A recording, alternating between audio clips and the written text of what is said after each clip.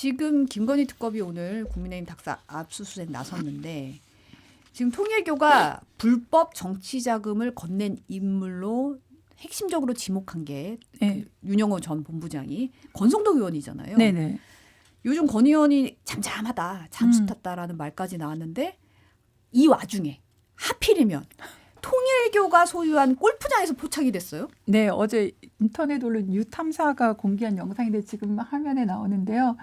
이 권성동 의원이 빨간색 바지에 이렇게 얼굴을 다 가리는 이런 자외선 차단 마스크, 선글라스까지 하고 지난 10일 일요일이죠. 오전 6시 42분쯤에 강원도 평창군 용평 컨트리클럽의 모습을 드러냈다고 합니다. 한 7명과 함께 이렇게 복면을 하고 나타나서 골프를 치셨는데 이 골프장이 통일교 소유로 알려져 있습니다.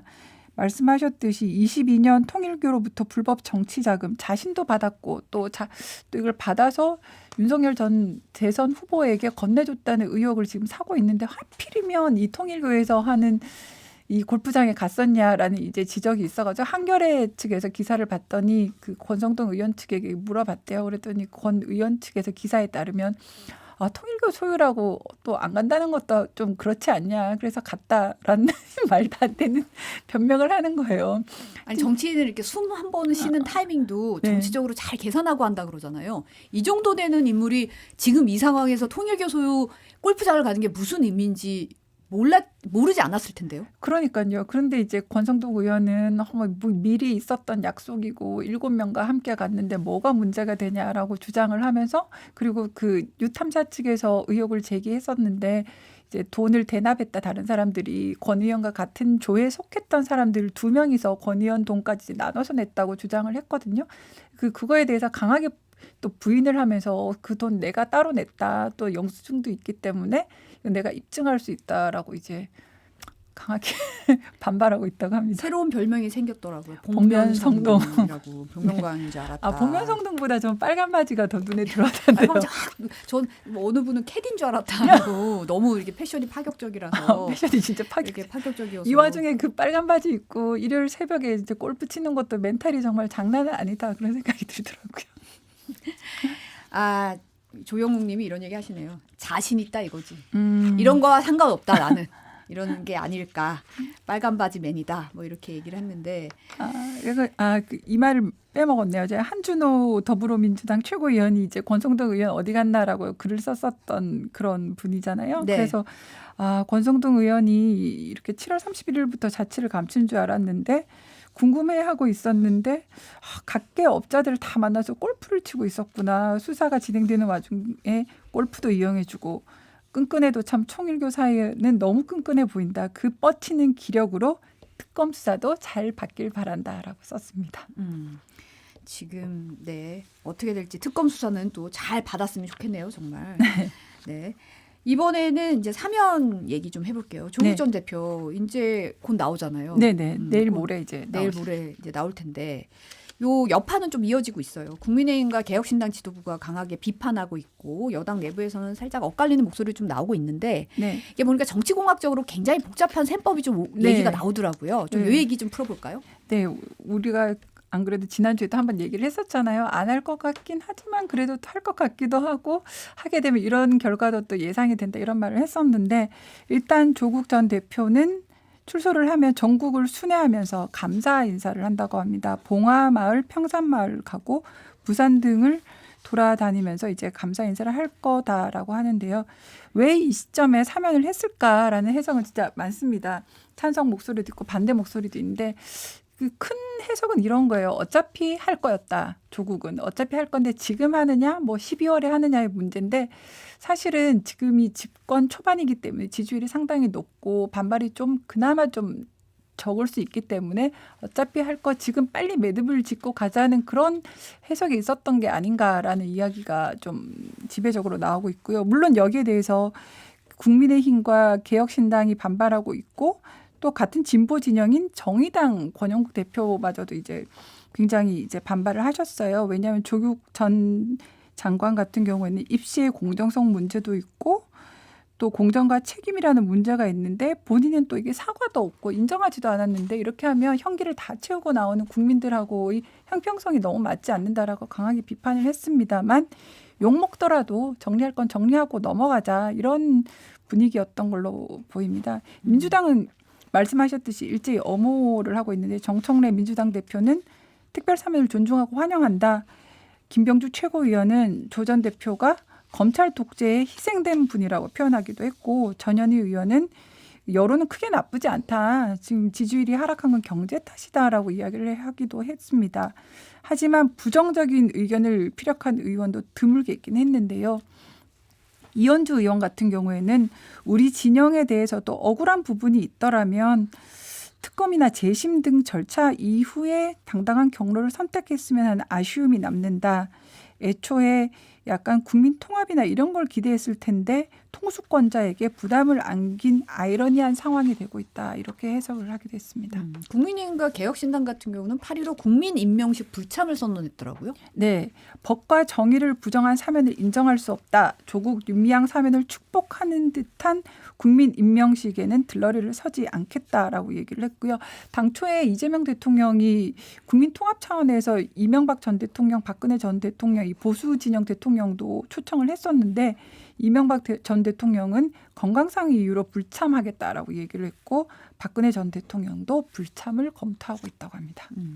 어쨌든 이제 조국 대표 사면 보고 이제 내년 정치 스케줄 네. 어떻게 될 거냐, 어디에 출마할 거냐 이런 얘기들이 벌써부터 나오고 있어요. 또 약간 뭐 가깝게는 내년 선거 얘기 나오고 멀게는 차기 대권 주자 구도까지 어떤 영향 미칠지 관심이 좀 쏠리고 있는데 합당하자는 얘기도 나왔더라고요. 네, 박지원 의원인데요. 어제 한 치사 유튜브에 출연을 해서 생각이 같고 이념도 같고 목표도 같다면 합당을 해서 지방선거 총선 다음 정권 재창출까지 해야 한다라고 이야기를 했습니다. 조국혁신당의 현역 의원 이제 비례대표 12명인데요.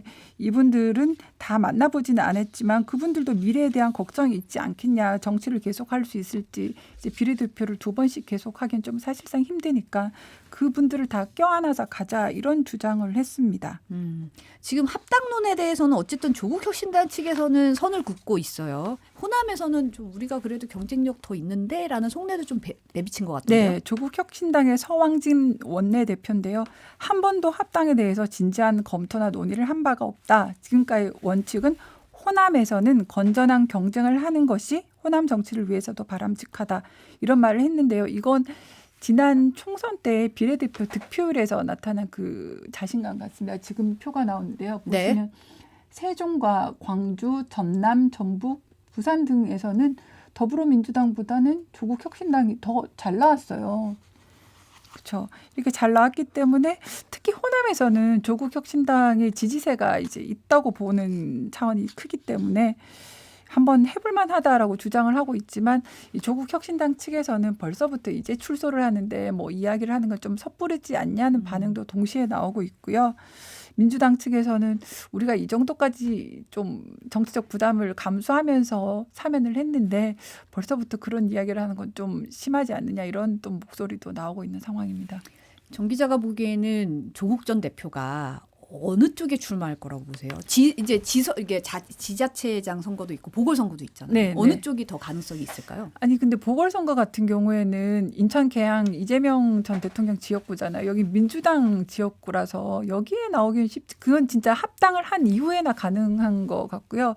저는 좀 지선 쪽에 더 가능성이 있는 것 같은데 서울시장, 부산시장 다 이야기가 나오는데 조국 전 대표 측이 이상하게 순회 인사를 하는데 부산부터 먼저 가겠다는 게 좀 저는 심상치 않거든요. 그리고 조국 전 대표가 총선 때도 부산에서부터 약간 그 부산 사투리로 왜 이야기를 하면서 거기서부터 출발을 했어요. 그래서 부산 쪽에 좀 더 방점을 두고 있는 게 아닌가. 그리고 부산은 이 지역상으로 왔다 갔다 많이 하거든요. 호남 쪽이랑. 그래서 호남 인구가 상당히 또 있고 하기 때문에 부산은 대구 경북이나 이런 쪽에 비해서는 상당히 좀 개방적인라는 평가도 받고 있어서 그리고 약간 민주당 쪽에서는 그래도 약간 어려운 쪽이니까 부산 출신인 조국 대표가 부산에 가서 만약 부산시장을 탈환한다면 그건 민주당에게도 좋은 일이거든요. 그래서 서울은 그냥 민주당 후보를 내세워도 해볼 만하다고 생각을 할 것 같아서 조국 대표가 만약에 합당을 한다든지 아니면 독자 출마를 하더라도 부산에 가서 한번 해보겠다라고 하면은 좀 양당 간의 이야기가 될 수도 있지 않을까. 물론 뭐 전재수 장관이나 좀 노리는 분들은 많으시겠지만 또 부산이 좀 가능성이 있지 않을까 생각을 해봅니다. 지금 민주당 내의 이 정치공학적인 네. 이 셈법 어떻습니까? 이거 또 여러 가지 이야기가 나오는데요. 처음엔 이제 친문 끌어안기다라는 차원으로 해석을 많이 해요. 물론 친명 세력이 지금 당을 강하게 장악하고 있지만 친문 세력도 만만치 않기 때문에 그 친문 세력까지 확대를 해야지 이재명 정부를 좀 잘 뒷받침할 수 있다는 그런 주장이 있습니다. 그래서 문재인 대통령이 전 대통령이 그렇게 사면을 또 촉구하는 발언을 하기도 하고 그래서 이번에 사면이 좀 아무래도 힘이 실렸다는 그런 분석도 있는데 일단 친명 끌어안기라는 분석이 있고 두 번째는 시민사회단체를 끌어안는 차원이다라는 분석이 있습니다. 시민사회단체. 조희연 전 교육감 그리고 윤미향 전 의원 같은 경우 시민사회단체 출신이기 때문에 시민사회단체까지 좀 끌어안겠다는 그런 계산이 있는 게 아닌가 하고요.